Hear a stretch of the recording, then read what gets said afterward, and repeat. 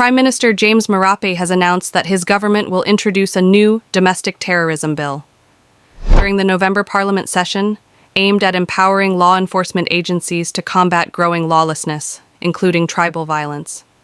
This legislative push follows a recent outbreak of deadly tribal conflict in Enga province, which prompted the government to extend the ongoing state of emergency, SOE, in the region.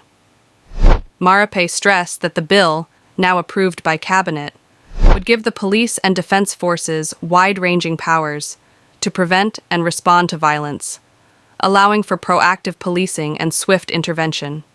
He also emphasized the need to adopt modern technology, such as drones, to monitor and contain lawlessness, while ensuring those harboring criminals or aiding violence are prosecuted. This is a tough law that allows the police to be proactive rather than reactive, and it will supersede many of the provisions under the Police Act, Marape said. It will empower the police commissioner, and other law enforcement agents to confront those who terrorize our communities with stiffer operations. The Prime Minister revealed that the bill will cover rapid response measures and enhanced protection for officers on duty. It aims to streamline law enforcement operations, granting the police and military more authority in high-risk situations. In response to recent killings along the Highlands Highway, Marape confirmed that the government would extend the state of emergency to several districts in Enga province, including Layagam, Kompiam, Porgera, and Wabag. Marape directed the police commissioner and PNG Defense Force, PNGDF, to arrest perpetrators instead of mediating disputes, signaling a shift toward stricter enforcement. "We are extending the state of emergency, and I have directed the police and the PNGDF to make arrests instead of acting as mediators," Marape stated. "Revenge through tribal means has no place in modern society, and we need to put an end to these acts of violence." The Prime Minister also highlighted the government's consideration of outlawing compensation practices traditionally used to settle disputes, noting that consultations are ongoing.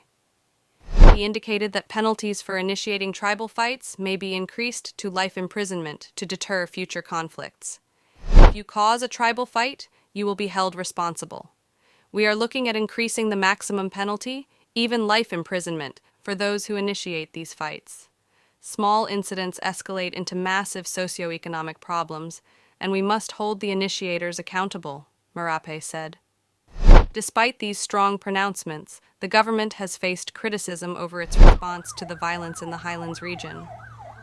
Following the recent killings, journalists raised concerns about the Prime Minister's delayed response. An ABC reporter questioned why the government has not taken a tougher stance against the recurring conflicts that have claimed many lives.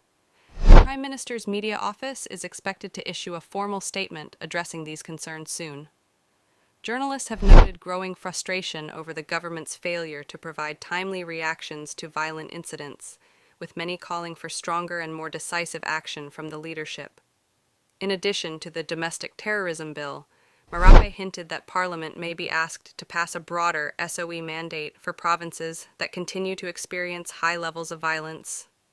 He also confirmed that Treasury has been directed to allocate more resources to law enforcement agencies to help them better manage law and order challenges across the Highlands and National Capital District, NCD. The proposed changes are part of a broader strategy by the Marape government to tackle lawlessness and re-establish peace in conflict-prone areas. With the situation in Enga province still volatile, the government faces mounting pressure to deliver effective solutions to ensure public safety and maintain social stability. The forthcoming parliamentary session in November will be a critical moment as the government seeks to push through the new law and assert control over escalating violence in the Highlands region.